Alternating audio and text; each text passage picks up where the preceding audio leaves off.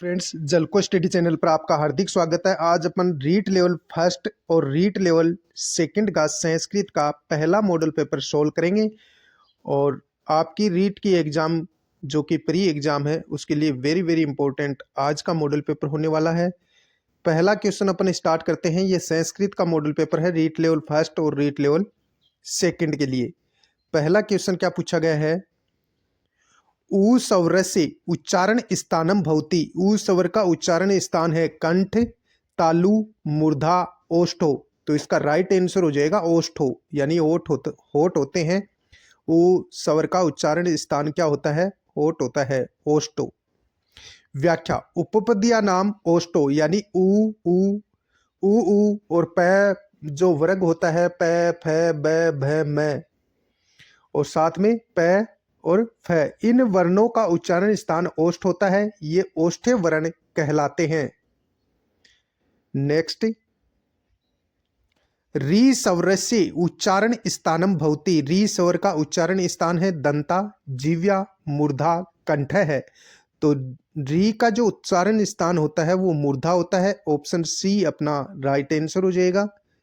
व्याख्या: रिटूर साणा नाम मूर्धा यानी रीकार, री और ट वर्ग ट ठ ड ढ ण और रे और स, इन वर्णों का उच्चारण स्थान मूर्धा होता है। ये मूर्धन्य वर्ण कहलाते हैं। नेक्स्ट,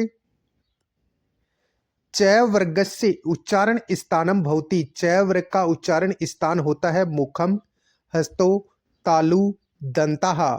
तो च वर्ग का उच्चारण स्थान होता है तालु।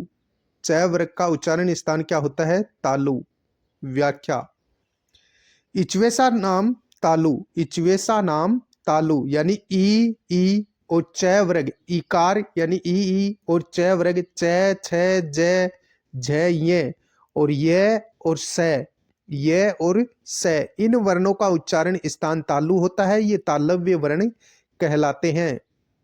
नेक्स्ट, बालक शब्द से तृतीया विभक्ति एक वचन रूपम भवति यानी बालक शब्द की तृतीया विभक्ति एक वचन रूप हमें बताना है। बालकेन, बालकेन, बालकेः और बालका भी। तो इसका राइट आंसर हो जाएगा बालकेन। ऑप्शन बी अपना करेक्ट आंसर हो जाएगा।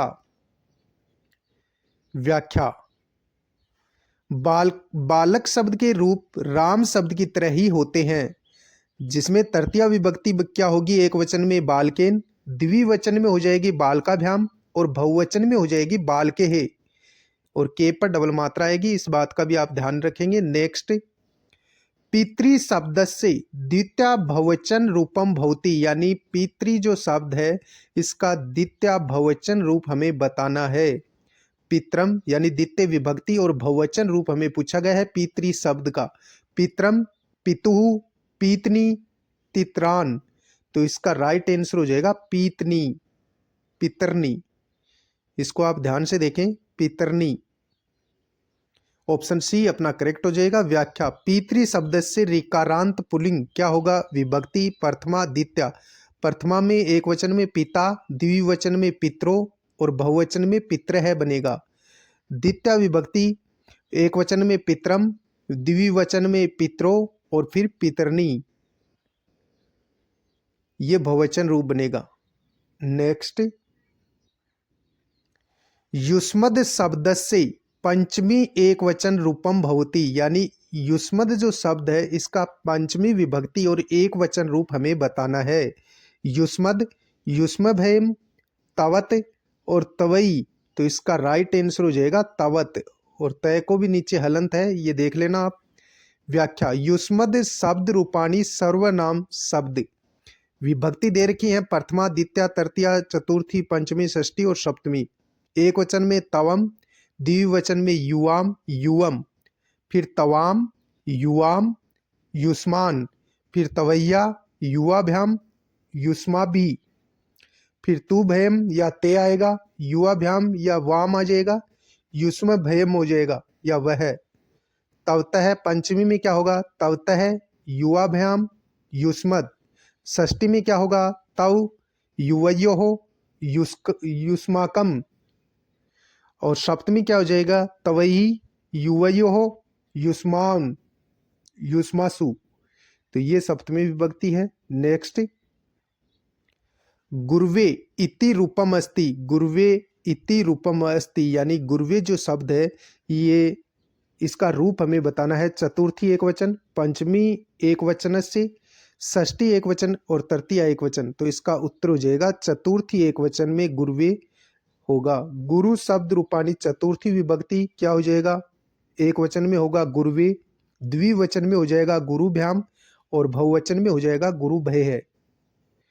नेक्स्ट, दृश धातो लट लकार से प्रथम पुरुष बहुवचन रूपम अस्ति। दृश धातो लट लकार प्रथम पुरुष और बहुवचन हमें बताना है। दृश्यति, दृश्यन्ति, पश्यति, पश्यन्ति। तो इसका राइट आंसर हो जाएगा पश्यन्ति। ऑप्शन डी अपना करेक्ट हो जाएगा। व्याख्या, दृश धातो लट लकार से रूपाणी दृश्य को पस आदेश होता है। एक तरफ पुरुष दे रखा है, फिर एक वचन, बहुवचन, द्विवचन और बहुवचन। प्रथम पुरुष, मध्यम पुरुष, उत्तम पुरुष। क्या बनेगा? पश्यति, पश्यतः, पश्यन्ति। प्रथम पुरुष में पश्यति, पश्यतः, पश्यन्ति और मध्यम पुरुष में पश्यसि, पश्यतः, पश्यथ और उत्तम पुरुष में पश्यामि, पश्यावह और पश्यामः। नेक्स्ट, अगला क्वेश्चन है अपना, सेव धातु लंग लकारे उत्तम पुरुष एक वचन रूपम भवति। यानी सेव धातु लंग लकार में उत्तम पुरुष में एक वचन रूप हमें बताना है। असेवत, असेवंत, असेवे, असेवता। तो इसका उत्तर हो जाएगा असेवी यानी ऑप्शन सी अपना करेक्ट आंसर हो जाएगा। व्याख्या, सेव धातु लंग लकार रूपाणी सेव, लब, वृत ये आत्मनि पद की धातुएं हैं। पुरुष दे रखा है प्रथम पुरुष, मध्यम पुरुष और उत्तम पुरुष, एक वचन, द्विवचन और बहुवचन। प्रथम पुरुष में क्या होगा? असेवत, असेविताम, असेवंत। मध्यम पुरुष में क्या होगा? असेवता, असेविथाम, असेवधम।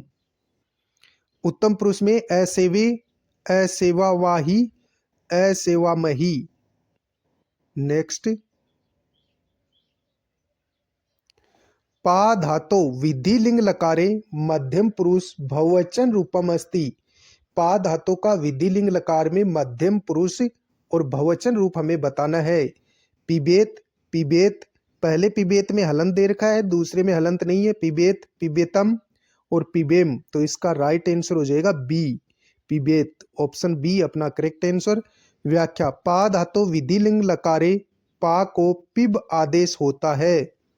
पुरुष, प्रथम पुरुष, मध्यम पुरुष, उत्तम पुरुष। पिबेत, पिबेताम, पिबेयु। फिर मध्यम पुरुष में देखो पिबे है, पिबेतम, पिबेत। फिर उत्तम पुरुष में क्या हो जाएगा? पिबेयम, पिबेव, पिबेम। नेक्स्ट, अस धातो हो लिट लकारे प्रथम पुरुष एक वचन रूपम भवति। अस धातु का लिट लकार में प्रथम पुरुष एक वचन रूप हमें बताना है। अस्ति, अस्तोः, भविष्यति, भविष्यन्ति। तो इसका राइट आंसर हो जाएगा भविष्यति। ऑप्शन सी अपना करेक्ट आंसर होगा। व्याख्या, अस धातु लिट लकारे अस को लिट में भू आदेश होता है। इसको आप ध्यान में रखेंगे। अस धातु जो होता है उसको लिट लकार में भू आदेश होता है।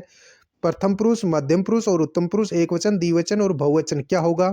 भू धातु का भविष्यति, भविष्यतः, भविष्यन्ति, भविष्यसि, भविष्यतः, भविष्यथ, भविष्यामि, भविष्याव, भविष्यावह और भविष्यामः। नेक्स्ट, थ व्यंजनस्य उच्चारण स्थानम भवति। थ वर्ण का, थ व्यंजन का उच्चारण स्थान में पूछा है। तालु, मूर्धा, कंठ है, दंता। तो दंता हो जाएगा। व्याख्या, लितूर साना नाम दंता, लितूर साना नाम दंता यानी ली, तय वर्ग, तय, थ, द, ध, न और ल और स। इन वर्णों का उच्चारण स्थान दंत होता है। ये दंत वर्ण कहलाते हैं। नेक्स्ट, क्वेश्चन नंबर 13, रिक्त स्थान स बालकः गच्छन्ति अत्र रिक्त स्थाने शुद्धम रूप भविष्यन्ति। सह भी बालक यानी कि सह बालक गच्छन्ति, वह बालक जाता है, किसके साथ? इसके अंदर यानी रिक्त स्थान में क्या आएगा? पिता, पित्रम, पित्रा, पित्रे। और सात के योग में कौन सी विभक्ति होगी? यानी कि सात के योग में तृतीय विभक्ति हो आएगी, तो इसका राइट आंसर हो जाएगा पित्रा।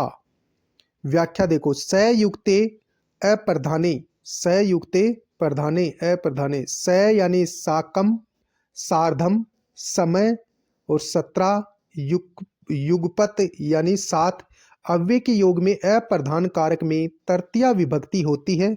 पित्रा सह बालकः गच्छति, रामेण स सीता वन गच्छति, यानी राम है सीता के साथ वन में जाता है, तो 7 के योग में तृतीया विभक्ति आएगी पित्रा। पुत्रेण स पिता गतवान, सीतायाः स राम वन गच्छति। तो इस प्रकार तृतीय विभक्ति आएगी 7 के योग में। नेक्स्ट, बालकेन, बालकेन को अंडरलाइन किया गया है। बालकेन मोदगम रोचते, अत्र रेखांकित पदे शुद्धम रूपम भविष्यति।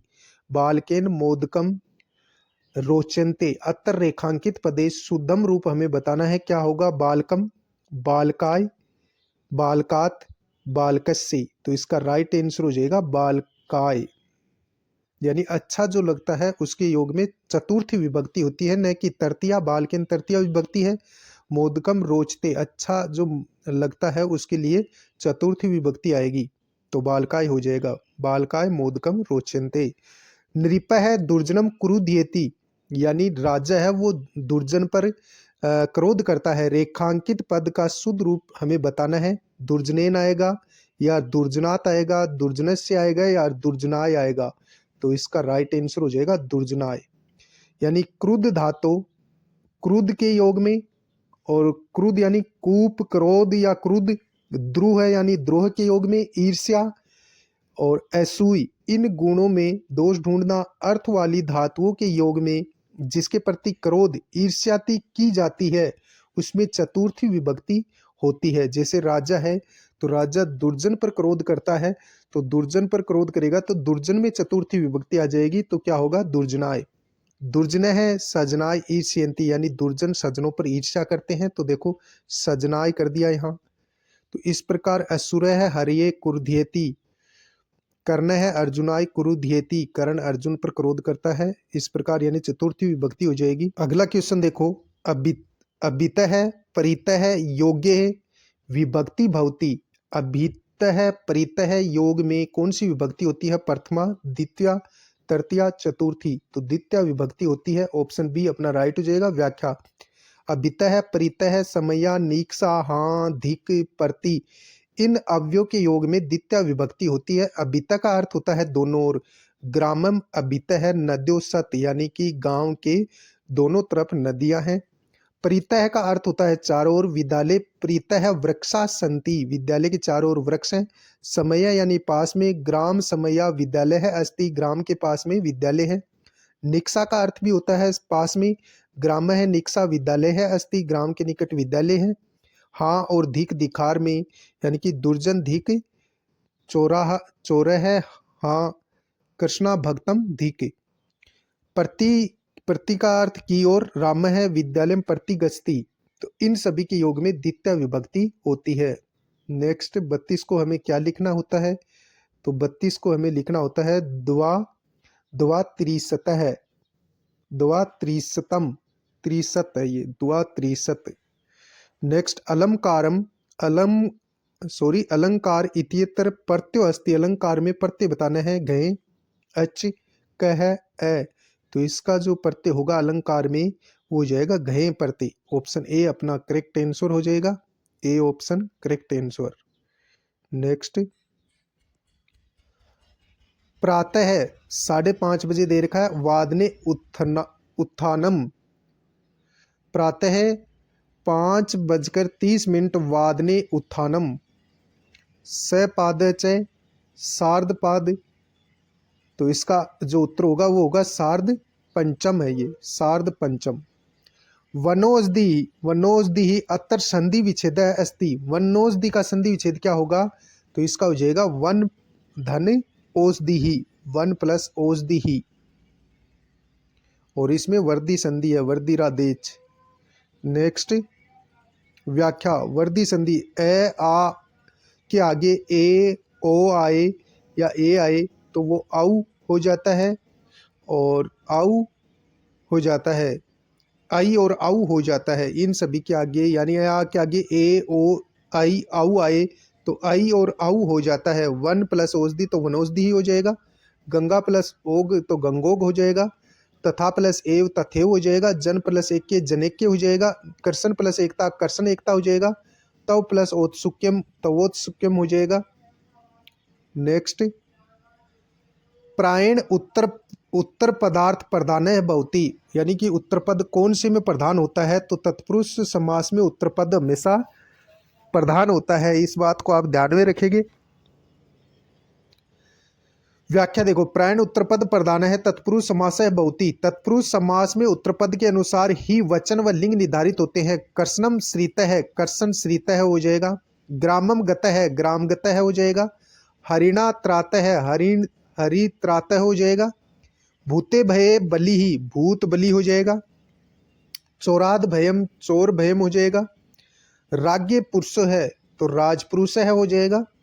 अक्षेसु सोंड है अक्षोंड हो जाएगा। एकताया सूत्रम एकता सूत्रम हो जाएगा। नेक्स्ट क्वेश्चन, अगला क्वेश्चन हमें क्या पूछा गया है, नीलोत्पलम असीमन पदे समास है भवती। नील उत्पलम में कौन सा समास है, तो इसमें कर्मधारय समास होता है। व्याख्या, कर्मधारय समास है यह तत्पुरुष का ही भेद है। इसमें विशेषण विशेष्य व उपमान उपमेय का समास होता है। दोनों ही पदों में समान विभक्तियां यानी प्रथमा प्रथमा होती है। कुछ उदाहरण यहाँ दिए गए हैं, इनको भी देख लो। विशेषण विशेष्य उपमान और उपमेय। यहाँ देखो, पहले विशेषण विशेष्य में देखो, कर्षण है सर्प है कर्षण सर्प है हो जाएगा। कर्षणा चतुर्दशी तो कर्षण चतुर्दशी हो जाएगा। नीलम उत्पलम नीलोत्पलम हो जाएगा। सुंदर है बालक है सुंदर बालक है हो जाएगा। महान पुरुष है महापुरुष है हो जाएगा। महान राजा तो महान राजा है हो जाएगा। उपमान उपमेय में देखो, घन है इव श्याम है घनश्याम हो जाएगा। सेल है इव उन्त है सेलोन्त है हो जाएगा। किसले इव कर है तो किसले कर है हो जाएगा। दुग्धम इव धवलम दुग्ध धवलम हो जाएगा। चंद्र है इव मुखम चंद्र मुखम हो जाएगा। कुसुमम इव कोमलम यानी कुसुम कोमलम हो जाएगा। नेक्स्ट क्वेश्चन, अधिहरि पदे समास है अस्ति। अधिहरि में कौन सा समास है, तो इसमें अव्ययी भाव समास है। व्याख्या, अव्ययी भाव समास है इसमें पूर्व पद अव्यय तथा उत्तर पद कोई शब्द होता है। समास करने पर समस्त पद भी अव्यय बन जाता है, यानी अव्यय बन जाता है। इस बात का आप ध्यान में रखेंगे, वही अव्ययी भाव समास होता है। अव्ययी भाव समास में पहला पद अव्यय होता है। क्या होता है, अव्यय होता है। इस बात को आप ध्यान में रखेंगे। तो इसमें कुछ उदाहरण है वो अपन देखते हैं। जैसे उपकर्षणम, क्या होगा इसका समास विग्रह है, कर्षणम समीपम उपकर्षणम हो जाएगा। हरो इति अधिहरि हो जाएगा। अधिहरि का समास विग्रह क्या होगा, हरो इति ही हरो इति अधिहरि हो जाएगा। अधि जो पहला यानी या तो उपसर्ग मिलेगा या आपको पहला पद अव्यय मिलेगा। मंद्रानाम समृद्धि तो समुद्रम हो जाएगा। यवनानाम व्यर्दी तो दुर्व्यवनम हो जाएगा। रूपस्य योगम तो अनुरूपम हो जाएगा। दिनम दिनम प्रतिदिनम हो जाएगा। मक्षिकाणाम अभाव है निर्मक्षिकम हो जाएगा। और शक्तिम अनतिकर्मी तो यथाशक्ति हो जाएगा। नेक्स्ट क्वेश्चन नंबर 24, राम कर्षणो असीमन पदे समास विग्रह अस्ति। राम कर्षणों का समास विग्रह हमें करना है, तो इसका समास विग्रह क्या हो जाएगा, राम है च कर्षण है च राम है च कर्षण है च। ऑप्शन ए अपना राइट हो जाएगा। व्याख्या, इतरेतर योगम द्वंद्वम समास है। देखो, राम है च कर्षण है च क्या हो जाएगा, राम कर्षणो। राम है च सीता च तो राम सीते हो जाएगा द्वंद्व समास। धर्म है च अर्थ है च धर्मोर्थ हो जाएगा। हरीश च हरस च तो हरिहर हो जाएगा। शिवश्च केशवश्च, तो शिव केशव हो जाएगा। ईश च कृष्ण च, तो ईश कृष्ण हो जाएगा। नेक्स्ट क्वेश्चन, कथितः अत्र धातु प्रत्ययश्च सत, यानी कथित में कौन सा धातु और प्रत्यय है, तो इसका राइट आंसर होगा कथ और कत, यानी कथ तो इसमें धातु है और कत इसमें प्रत्यय है। ऑप्शन ए अपना राइट हो जाएगा। व्याख्या देखो, धातु कथ का कत प्रत्यय जब इसमें लगता है कथ धातु में तो कथितः हो जाएगा, और कत्वतु जब इसमें प्रत्यय लगता है कथ धातु में तो कथितवान हो जाएगा। पठ धातु में कत प्रत्यय लगने पर पठित है और कत्वतु प्रत्यय लगने पर पठितवान हो जाएगा। सना धातु में कत प्रत्यय लगने पर स्नात है और कत्वतु प्रत्यय लगने पर स्नातवान हो जाएगा। त्रिप धातु में कत प्रत्यय लगने पर तृप्त है और कत्वतु प्रत्यय जब त्रिप धातु में लगता है तो तृप्तवान बन जाएगा। नेक्स्ट,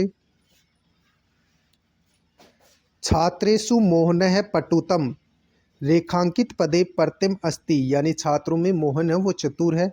तरप प्रत्यय, तमप प्रत्यय, कत्वतु प्रत्यय, तुमून प्रत्यय, तो पट्टुतम में हमें पूछा है तो तमप प्रत्यय है इसमें। ऑप्शन बी अपना करेक्ट आंसर हो जाएगा।